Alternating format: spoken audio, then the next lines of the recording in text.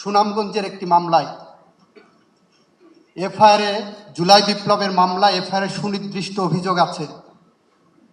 মাননীয় হাইকোর্ট বিভাগের একটি বেঞ্চ উল্লেখ করলেন সুনির্দিষ্ট অভিযোগ না থাকায় তার অ্যান্টিসিকিউটরি বেল দেওয়া হলো, ভালো কথা। তারপরে ডিস্ট্রিক্ট জাজকে, সেশন জাজকে লিখে দিলেন সুনির্দিষ্ট অভিযোগ নাই, সেই কারণে তাকে জামিন দিয়েছি, এবং ডিস্ট্রিক্ট জাজকে নির্দেশ দিলেন যে তুমি ওর বেল বিবেচনা করবা উপরের এই ফাইন্ডিংয়ের আলোকে। হয়রাজ আমরা এফআইআরে দেখছি সুনির্দিষ্ট অভিযোগ আছে। ওই একই বেঞ্চ আরেকটি মামলায় অর্ডার করলেন বগুড়ার জেলা জজকে, জামিন দিলেন 8 সপ্তাহ অ্যান্টিসিপেটরি।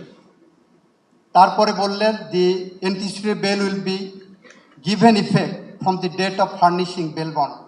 2 বছর পরে যদি সেই বেল বন্ড সাবমিট করে তাহলে এই 2 বছরের মধ্যে সে ফ্রি হ্যান্ড ঘুরে বেড়াতে পারবে না। একই বেঞ্চ আবার অ্যান্টিসিপেটরি বেল 8 সপ্তাহ 10 সপ্তাহ করে অ্যাডজন করে তারপরে অর্ডার করছেন এই 8-10 সপ্তাহ পরে শুনানি করব, এর মধ্যে তাকে গ্রেপ্তার করা যাবে না, পুলিশ করতে পারবে না। বাংলাদেশের জুডিশিয়ারিতে ফাইন্যান্সিয়াল করাপশন ব্যক্তি টু ব্যক্তি ক্যান্সারের মতো বা ডায়াবেটিস রোগের মতো হয়েছে, কিন্তু ইন্টেলেকচুয়াল করাপশন চলে গেছে অ্যাটমিক বোমার মতো।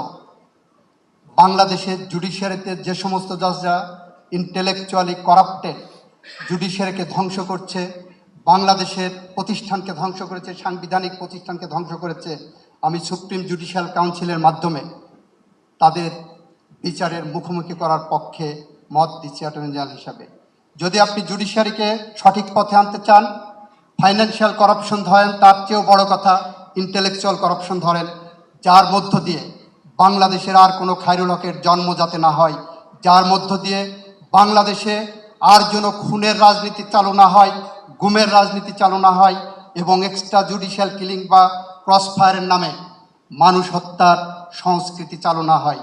যদি এটা আমরা রক্ষা করতে পারি তাহলে দেখবেন আগামী দিনে মাননীয় প্রধান বিচারপতি আপনি টেকনাফ থেকে তেঁতুলিয়া পর্যন্ত,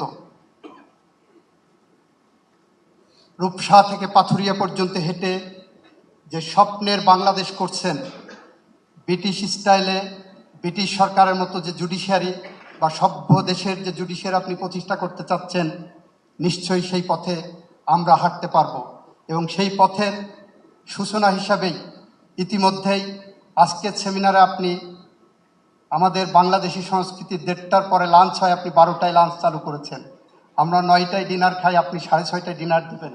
আমরা আশা করি এই শুভ সূচনা, British style, British civilization, British জুডিশিয়ারির যে শুভ সূচনা আপনি করলেন, আমরা আগামী দিনে এরকম একটি বিচার বিভাগ পাব, যে বিচার বিভাগের মধ্য দিয়ে নোবেল লরেটি প্রফেসর ইউনুসরা যেভাবে বিচারের জন্য দাঁড়ে দাঁড়ে ঘুরেছেন, বাংলাদেশের আর কোনো সূর্য সন্তানকে ওভাবে আর দাঁড়ে দাঁড়ে ঘুরতে না হয়।